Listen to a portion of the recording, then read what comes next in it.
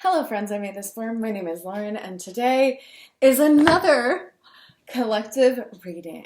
If you've never been here before, hi, hello. I am a artist, art ritual facilitator, tarot person, astrology buff, and all of those things. And today I have for you a reading around our dark moon in Taurus. And if you are a returning subscriber, I love you. You look so hot today. Today I'm going to be using this bad boy to do this reading. This is the Tarot of the Holy Spectrum. This is a great deck, and I have not used it to do a collective reading. I mostly use my Morgan Greer Tarot, but for today I'm feeling a little spicy. I'm thinking about, mixing it up, using different decks, because different decks come with different energy, right? Different decks, different vibes, different interpretations, reflections, and just all that good stuff. Yes, she was here. So let's get into it. Taurus. We've been in the thick of it this Taurus season. The sun moves into Gemini on the 21st, and the dark moon is on the 19th. So we've got kind of some big shifts happening very close to each other. That's been the theme lately. We get that moon around that sun change, that shift in our skies. Taurus is very grounded, physical, sensual, protective, maybe a little too fixed. That energy of like, don't make me do anything. I do things at my own pace. Like, don't fucking tell me to do it or I'll fucking do it, but in a way you don't like. Yeah, if you're a Taurus, tell me if you agreed with that, because some of y'all be hard-headed, but I love it. As a double earth sign, Capricorn sun, Virgo rising, I love that shit. I love me some good earth energy, but I digress. Let us begin with, as always, dark moons are kind of the planting seeds. You want to put some feelers out there with intention, right?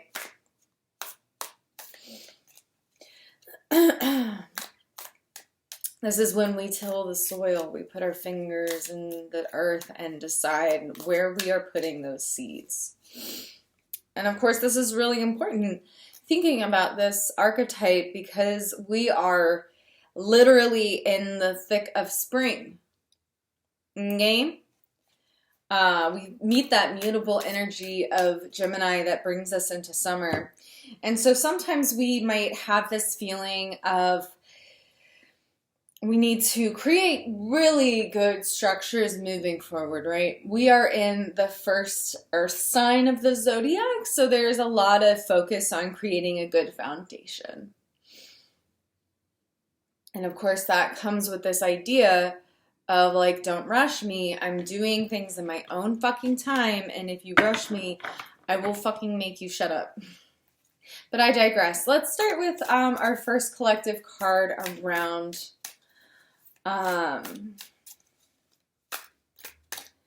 what are we collectively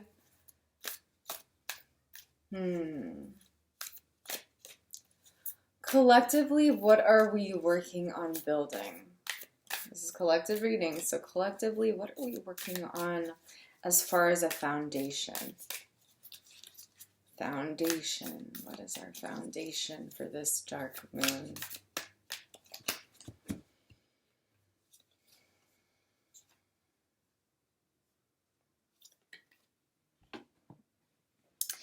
The foundation with the Six of Wands is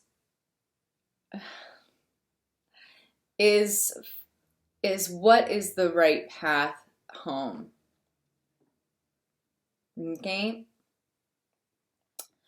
With the Six of Wands, we literally see the invitation to walk up to the house, to the structure. And on either side is the Six Wands, almost being the gateway through which we pass through. So for this Six of Wands, I see this interpretation of this card.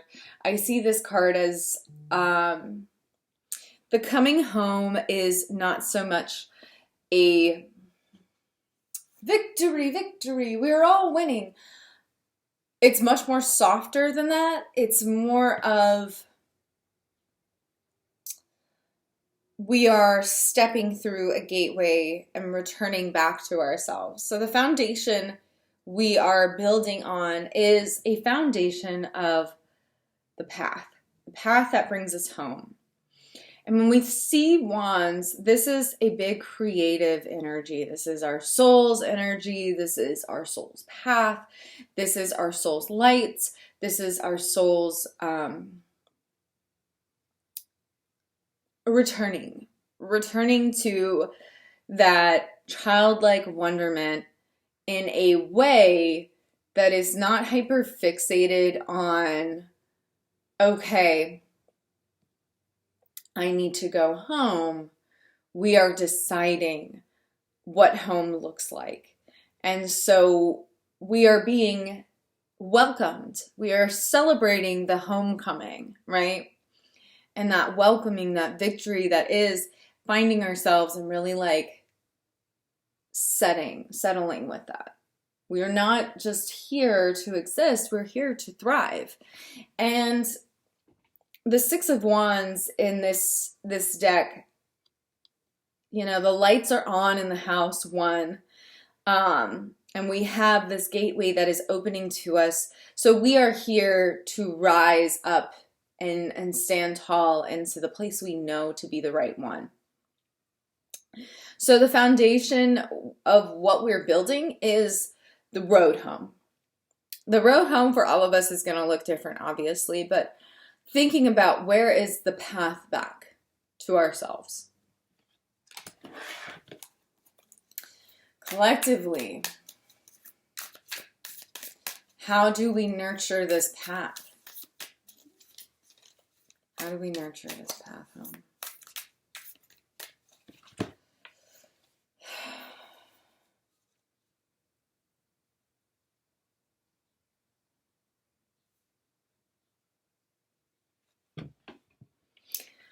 Four of Pentacles. We've talked about fours a lot on my channel, and specifically fours are a respite, a moment to kind of recharge, to relax. Usually the Four of Pentacles kind of comes to us as like the guy holding the pentacles, and like there's two under his feet and one above his head and one that he's holding. But in this four, we see that there's a person embracing one and then four surrounding. So what I like to see Four of Pentacles is acknowledging where you have resources that maybe you are not always tapped into. And especially with this interpretation of the card, we see like holding on to what we have, but like it almost feels like a Four of Swords, right? Where there's more of this like rest and recharging aspect. We're like holding it almost as comfort and resting in the leaves, in the shade of all of these other pentacles. So for this interpretation of the Four of Pentacles, I take this as a reminder that rest and recharging is important, but also acknowledging that we are protected by our resources. And sometimes that resources is family and structures that support us. So if we're on the road home and that's our foundation that we're working on this dark moon, the supporting anchors are all around us. Our resources are not always within us and in a physical way, but sometimes in the way that we connect to our guides. So guide work might be really important for you right now. It might be a resource that is within asking for help.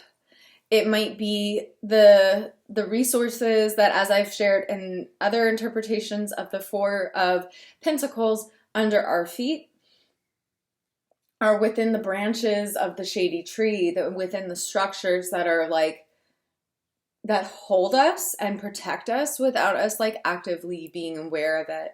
So that might be people, that might be energies, and it might be structures that we are actively participating in. So like community structures, maybe there's an apothecary near you that you can reach out to and connect with. Maybe there's a friend you haven't called in a while. Maybe there is an elder that you need to just sit with more. Or maybe there is trees, literal trees to sit under and recharge. That is some of the energy I see with coming home. Almost like these branches, these like wands that are here are also in this picture, right? So we can find our journey home, but maybe start by asking where these resources are being held. Like some of it is within us, as it is within everything else. So just acknowledging where our family and familiar connections are helps bring us home, helps welcome us home, helps make us feel at home, right? So especially with this being the energy of Taurus, you know, this might be a very physical remembering. So going home and being with family might be something that comes forward soon. It might be a matter of like changing location where you live happens soon. Or maybe just restructuring those things is happening soon. Or a job, what you physically do in this world and like build resources with might be changing soon. And that's all expected, right? Like totally expected with this sort of these shifts. So with this dark moon energy, let's kind of close out with this. What is a medicine card for connecting to the resources that bring us home? What's a medicine card? A teacher card that can just kind of collectively bring us where we need to be and just be our reminder, our medicine as we are on this path and reflecting on our resources and connecting with those energies.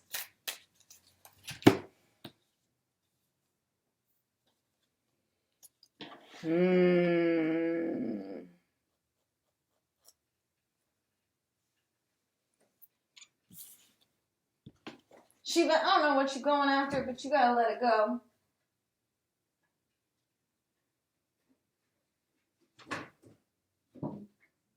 She found a ball.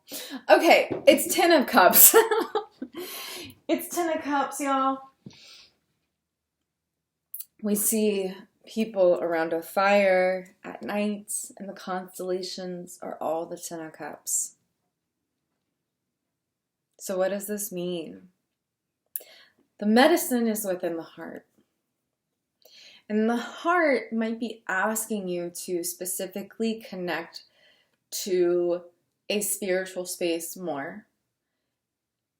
It might be asking you to connect to your guides, your lineage. When I see this interpretation of the 10 of Cups, that to me reads as reflecting on the magic that is everywhere outside of ourselves and reflected inside of ourselves, right? So for this dark moon, we're on a journey. Like the foundation is about where are we walking home to? Like what is home, right? Where is our place to rest? And that is a victorious move to move to where to rest. Part of that is going to be just acknowledging where our resources are. We cannot walk home and step through this threshold until we have really acknowledged where our resources are coming from, sit with them, utilize them, connect with them. And where we go from there is a place of soul fulfillment. And this Ten of Cups energy is here to really connect us to this idea of God consciousness is not necessarily outside of us, but a reflection of inside of us. God consciousness is everywhere. Connection to God is everywhere. And sometimes looking outside of ourselves, decentering ourselves, is really important to see the big picture. With this Ten of Cups, I feel it's a big invitation to look big picture, to look at the fullness that is already in your life, to honor that while asking for what you need, right? Like it's usually both. It's usually yes and, no and, maybe and. There's never really a straightforward path. There's always the whys. There's always the okay, it's in front of you, but there's also that which is all around you, that you are not tapped in quite yet, but it's right there. And for the medicine card that will guide us forward, I love that it's constellations. I love that it's a fire. I love that it's this like ancient connection to spiritualism that says, reflect with intention. What has always been the thing that grounds you and guides you? It's the heart. It's the subconscious. It's the watery realms of our soul's beating heart. So trust the heart. Trust the things that make you feel full. Trust that you are coming closer to the closing of having to work so hard in a specific area. Tens are a ending, but they're also this like antithesis. We are reaching that antithesis of cups, which is hearts, which is subconscious, which is the water, the realms, the deepest. Right? So this is about being able to acknowledge the soul's journey, the physical supports that are around you, but the medicine is we check with the heart in all things. So as you might be going home and building this foundation to this open space of new life, it is important to honor the resources, the structures, and the physical strengths that are all around us and empowering us. And when things get dark, just look up. Look up to the sky, look up to your connection to spirit, to your guides, and trust. Look back on their example. Look at their examples. Connect with their examples, because there's going to be magic in that we are meant to take with us forward.